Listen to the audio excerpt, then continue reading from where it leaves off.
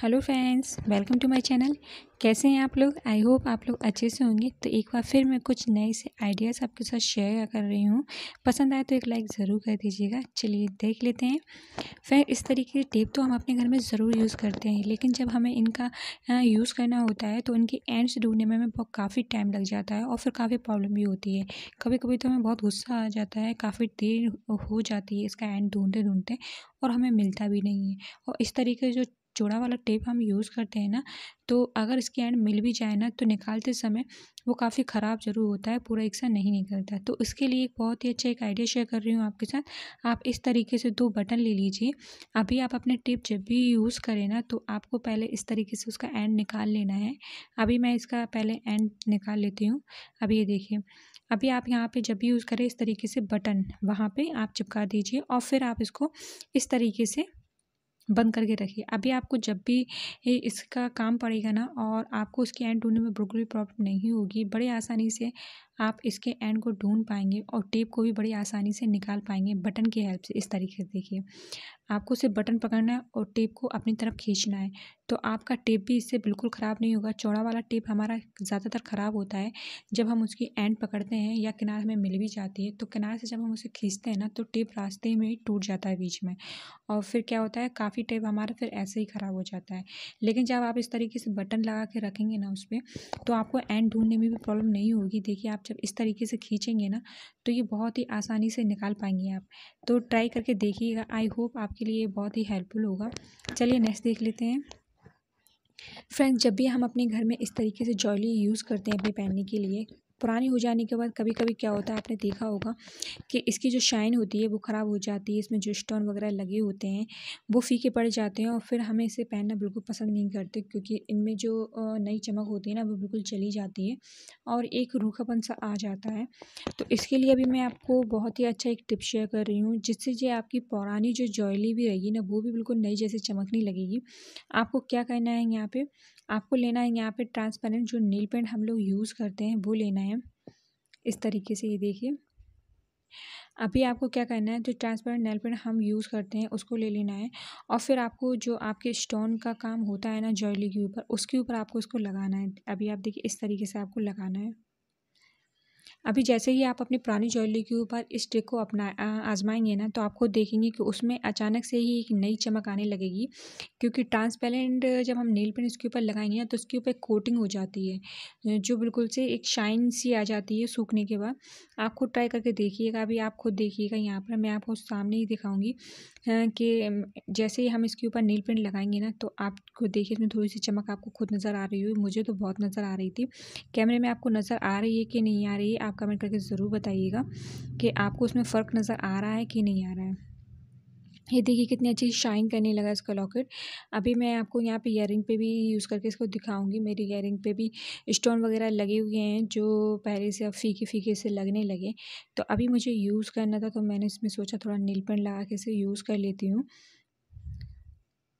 तो जहाँ पे भी आपका स्टोन का काम है वहाँ पे आपको नील पेंट इस तरीके से लगा देना है। नील पेंट की एक परत होने की वजह से वो उसके ऊपर जो ट्रांसपेरेंट नील पेंट की परत हो जाएगी ना, बहुत अच्छे से शाइन करेगी और एक नई चमक आ जाएगी उसमें। तो देखा फ्रेंड, है ना कमाल का आइडिया, किस तरीके से हम अपनी फीकी पड़ी ज्वेलरी को किस तरीके से एक नई चमक ला सकते हैं। तो ट्राई करके ज़रूर देखिएगा जब भी आपको अपनी पुरानी ज्वेलरी में एक चमक लानी हो। दूसरा यूज़ मैं यहाँ पर आपको दिखा रही हूँ कि यहाँ पे जिस तरीके से हम अपने घर पर मॉप वगैरह यूज़ करते हैं, तो यहाँ पे जो कैप लगे होते हैं ना, कई बार क्या होता है ना कि ये कैप अपने आप ही निकल जाते हैं पानी में बार बार जाने से, और इसमें जो नट वगैरह लगे होते हैं ना, तो उसमें जंग सी लगने लगती है। अभी आप देख रहे हैं कितनी जंग लगी हुई है इसमें। तो मैं क्या करती हूँ, हमेशा बीच में इसके ऊपर इस तरीके से ट्रांसपेरेंट जो नेल पेंट है वो लगाती रहती हूँ, ताकि इसके ऊपर एक कोटिंग बनी रहे। और पानी में ये भी निकल जाती है, लेकिन मैं समय समय पे लगाती रहती हूँ उसे। और फिर क्या होता है ना कि इससे क्या, ये हमारे नट इसमें जो लगे हुए हैं उसको ख़राब नहीं करती, ताकि अगर वो जंग से पूरा ख़राब हो जाएगा ना, तो फिर अच्छे से काम नहीं करेगा, ये जाम होने लगेगा। तो आप इस तरीके से बीच में उसके ऊपर इस तरीके से अगर नेल पेंट लगाते रहेंगे ना, तो एक कोटिंग होने की वजह से ये पानी से ज़्यादा ख़राब नहीं होगा। एक प्रोटेक्शन इसे मिलता रहेगा पानी से। तो इसको भी आप यहाँ पे ट्राई ज़रूर कर सकते हैं। तो चलिए अभी नेक्स्ट देख लेते हैं फ्रेंड्स। जब भी हम बाहर ट्रिप पे जाते हैं, ट्रैवलिंग पे जाते हैं ना, काफ़ी सारे लोग होते हैं जब साथ में, तो इस तरीके से हमारे पास काफ़ी सारे ब्रश भी हो जाते हैं ले जाने के लिए। तो कई बार क्या होता है, अगर हम एक ही साथ उन्हें ऑर्गेनाइज़ करके रखते हैं ना, तो ये आपस में इस तरीके से टच ज़रूर होते हैं और ये फिर हाइजीन भी नहीं रहता है। और काफ़ी लोगों को तो ये पसंद भी नहीं होता है कि सारे ब्रश एक ही साथ रखने से वो एक दूसरे से टच होते हैं, तो उन्हें ये सब पसंद भी नहीं होता। तो फिर हमें सारे ब्रश अलग-अलग ही रखने पड़ते हैं और फिर से ढूँढने में भी जब हमें ज़रूरत होती है तो परेशानी होती है। तो अभी मैं इसके लिए आपको बहुत ही अच्छा एक आइडिया शेयर कर रही हूँ। आप इस तरीके से जो हैंड ग्लव्स कलर वगैरह के साथ आते हैं ना पॉलीथीन वाले, जब जो हेयर कलर आप यूज़ करते हैं उसके साथ ज़रूर आते हैं ये, तो आप वो यूज़ कर सकते हैं। यहाँ पे आपको क्या करना है, यहाँ पे 5 उँगलियों के जो बने रहते हैं ना पॉलीथीन के अलग-अलग पोर्शन, उसमें सब में अलग-अलग में आपको इस तरीके से ब्रश रखना है। देखिए इस तरीके से आपको इसमें रखना है। पाँचों उँगलियों में आपको अलग-अलग से ब्रश रख देना है। अभी ये देखिए कितने अच्छे से ये ऑर्गेनाइज़ हो जाएँगे और अब ये आपस में बिल्कुल टच नहीं करेंगे, बिल्कुल अलग-अलग रहेंगे ये। तो ये देखिए है ना कितने हाइजीनिक तरीके से हमने इसे ऑर्गेनाइज़ कर दिया। अभी आप इसको ट्रैवल पे लेके जाएँगे ना तो किसी को भी कोई भी प्रॉब्लम नहीं होगी। और जब ब्रश करने के लिए आप ब्रश निकालेंगे तो किसी को ढूँढने में भी कोई प्रॉब्लम नहीं होगी, क्योंकि सारे ब्रश एक ही जगह बहुत ही अच्छे से रखे होंगे, तो आप इसे ईज़िली ढूँढ भी पाएँगे। और जब आप इसे यूज़ कर लें तो वापस इसी तरीके से रख दीजिए। तो है ना कितने हाइजीनिक तरीके से हमने ब्रश को ऑर्गेनाइज़ कर लिया। अभी आप हमेशा इसी टिप का यूज़ करिएगा। चलिए नेक्स्ट देख लेते हैं। फ्रेंड्स, जब भी घर में बच्चे इस तरीके से इरेज़र यूज़ करते हैं, तो जब इरेज़र नई होती है ना तब तो बहुत अच्छे से काम करती है, लेकिन जब इस तरीके से पुरानी हो जाती है तो फिर अच्छे से काम नहीं करती है। इससे बच्चों को भी प्रॉब्लम होती है, फिर वो हमसे नई इरेज़र की डिमांड करते हैं। तो जब भी आप के बच्चे इस तरीके से इरेज़र यूज़ करते हैं तो आप उसे कितने अच्छे से क्लीन कर सकते हैं घर पे ही। चलिए मैं आपको एक बढ़िया से एक आइडिया दे रही हूँ। आप इस तरीके से एक कपड़ा ले लीजिए, हैंकी ले सकते हैं या कोई नॉर्मल कपड़ा ले सकते हैं, और उसके ऊपर जब आप अपने बच्चे की जो इरेज़र है उसे इस तरीके से आपको सिर्फ रफ़ करना है। अभी जब आप इस पे अच्छे से रफ़ करेंगे ना, जो भी गंदा-गंदा पोर्शन होता है इरेज़र का, आपको उसको रफ़ करना है और फिर आप देखेंगे कितने अच्छे से ये क्लीन हो जाएगी। देखिए अभी कितने अच्छे से क्लीन हो गई। अच्छे से इरेज़र क्लीन हो जाती हैं तो अच्छे से काम भी करती है, फिर बच्चों को अपनी पेंसिल वगैरह इरेज़ करने में प्रॉब्लम नहीं होती है। तो इस तरीके से आप उसे समय-समय पर क्लीन करते रहेंगे ना तो वो भी अच्छे से काम करेगी और फिर बच्चे भी हमसे नई इरेज़र की बार-बार डिमांड नहीं करेंगे, क्योंकि फिर वो आधी इरेज़र ही यूज़ करते हैं, फिर फेंक देते हैं, फिर उन्हें नई इरेज़र चाहिए पड़ती है।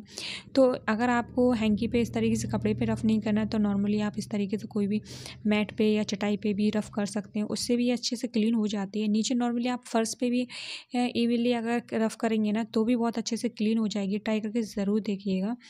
तो इसी तरीके से आप अपने बच्चों की इरेज़र को समय-समय पे क्लीन करते रहिएगा, तो उनका भी काम अच्छे से होता रहता है, फिर उन्हें भी कोई प्रॉब्लम नहीं होती है। तो ट्राई करके ज़रूर देखिएगा। आई होप आपके बहुत काम आएगी ये टिप। चलिए नेक्स्ट देख लेते हैं। फ्रेंड, जब भी हम घर में कुकर यूज़ करते हैं ना तो उसके ढक्कन की क्लीनिंग भी बहुत अच्छे से होना बहुत ज़रूरी होता है, क्योंकि अगर हम ढक्कन की क्लीनिंग अच्छे से नहीं करेंगे तो वो अच्छे से प्रेशर नहीं बना पाता। कई बार कुकर अच्छे से काम नहीं करता, कई बार तो ये होता है कि अंदर ही प्रेशर बनता रहता है लेकिन उसमें सीटी नहीं आती, इससे कुकर फट भी जाता है। तो इसके लिए मैं बहुत ही अच्छा आपके साथ एक आइडिया शेयर कर रही हूँ कि आपको अपने ढक्कन को किस अच्छे से क्लीन करना है। आपको ढक्कन धोने के बाद ये भी अच्छे से क्लीन करना है, जो सीटी वाला एरिया होता है ना उसमें आप बारीक वाला तार डाल के इस तरीके से उसे अच्छे से ज़रूर क्लीन कीजिएगा, क्योंकि इसमें भी काफ़ी बार ये होता है जब हम जो खाना बनाते हैं वो अंदर फंस जाता है और सीटी आते समय तो वो अच्छे से क्लीन नहीं होता है, तो अंदर भरा रह जाता है, फिर वो उसमें सीटी नहीं आती है और अंदर ही कुकर के अंदर प्रेशर बनता रहता है, जिससे क्या होता है ना, जब अंदर प्रेशर बनेगा और सीटी नहीं निकलेगी तो उसमें कुकर फटने के भी चांस ज़्यादा हो जाते हैं। तो आप कुकर की सीटी की इस तरीके से क्लीनिंग ज़रूर कीजिएगा, बहुत ज़रूरी होता है कुकर के ढक्कन को अच्छे से क्लीन करना।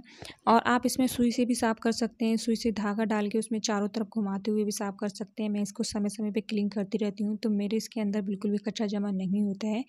तो आई होप ये भी टिप आपके बहुत काम आएगा, ट्राई करके ज़रूर देखिएगा। चलिए फ्रेंड्स, आज का वीडियो करते हैं यहीं पे।